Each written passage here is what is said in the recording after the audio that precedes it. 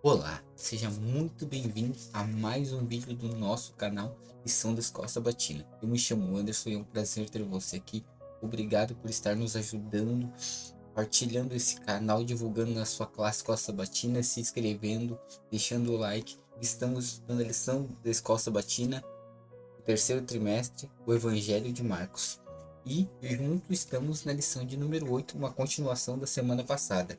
Ensinando discípulos, parte 2. Por que isso é importante, meu irmão, minha irmã? Porque nós estamos vivendo, basicamente, nesses últimos 15 dias, que vai se fechar com o final dessa lição dessa semana, um estudo aprofundado a respeito dos princípios de Cristo e principalmente dos seus ensinos, para que nós, seus seguidores, seus servos, as pessoas que entregaram a sua vida a Cristo entendam os compromissos, os deveres, mas os privilégios de pertencer ao reino e sermos colaboradores de Cristo, os seus seguidores, os seus discípulos modernos, com muitas lições do passado, é claro. Então, Bíblia na mão e pega a sua lição e vamos juntos partilhar. Nós estamos na lição de domingo e a lição de domingo é fantástica, porque ela traz assim, ó, o título, o plano de Deus para o casamento. E a gente pode ver aqui que a lição ela claramente agora traz uma situação em que Jesus é colocado meio que contra a parede pelos fariseus a respeito de uma questão muito delicada, tanto naquela época quanto hoje, que é a questão do divórcio. Ali a gente pode ver no contexto da lição dessa semana que Jesus é perguntado a respeito se era ou não lícito haver o divórcio. Óbvio que naquela época a lição nos apresenta que os próprios fariseus eles eram muito flexíveis, tanto é que o divórcio era considerado lícito entre os fariseus.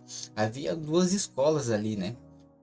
E a primeira escola, que era apresentada na lição dos fariseus, no caso, duas visões distintas.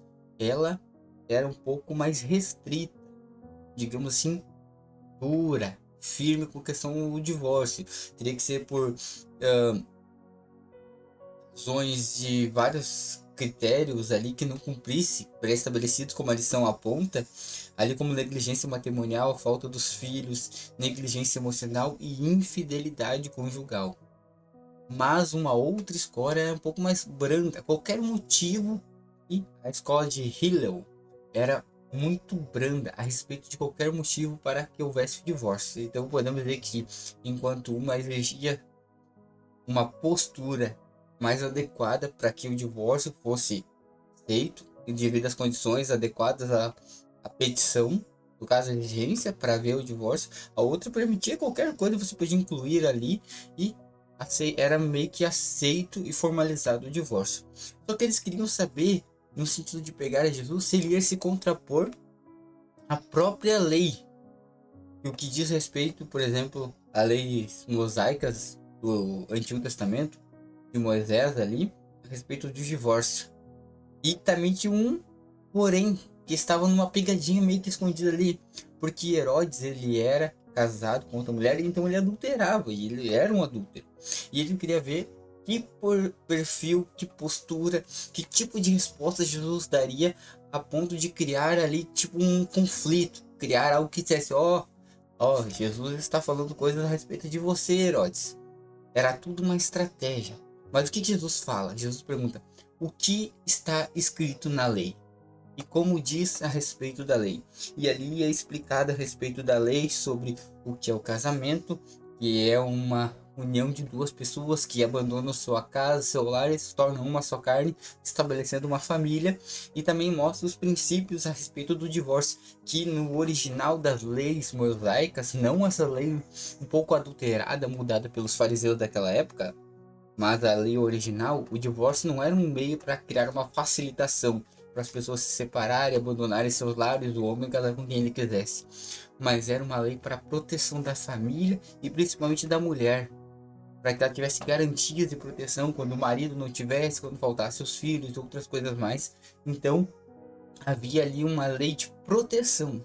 Não era uma lei para se aproveitar, não era uma lei oportunista para benefício, mas era para assegurar uma proteção, um cuidado especial para quando algo acontecesse, a mulher não ficasse resguardada.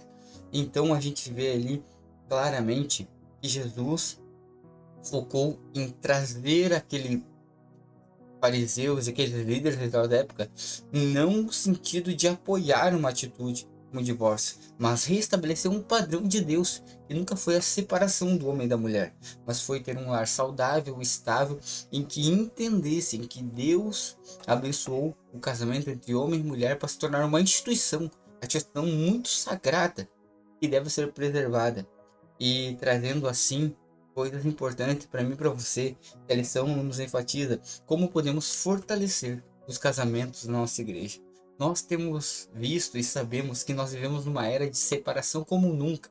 O índice de divórcios é maior que o índice de casamentos. Por quê? Porque nós estamos vivendo uma sociedade que tem perdido seus princípios, não tem buscado mais conhecer a Cristo, não tem buscado conhecer a pessoa que Deus gostaria que passassem junto, e não tem entendido principalmente o conceito de família, porque hoje em dia tem sido tão deturpado que as pessoas têm perdido de vista a preciosidade do lar e têm buscado prazeres momentâneos, relacionamentos sem raízes, em estar com pessoas que não agregam e principalmente compartilhar coisas rápidas demais e não entendendo que tudo fazia parte de um propósito de Deus, que a família era uma instituição que manteria todas as outras unidas, que a família, por exemplo, é a base de uma sociedade.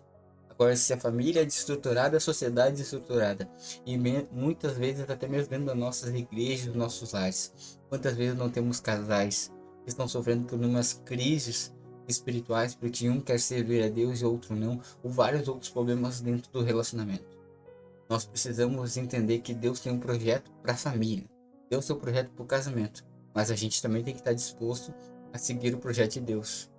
Não precisamos pregar atalho. O que Jesus estava dizendo? O divórcio, ele teria motivos em certas ocasiões, sim, mas é um atalho muito fácil. O verdadeiro desafio é preservar a família, o relacionamento e fortalecer essa instituição. Que Deus te abençoe e vamos orar por isso.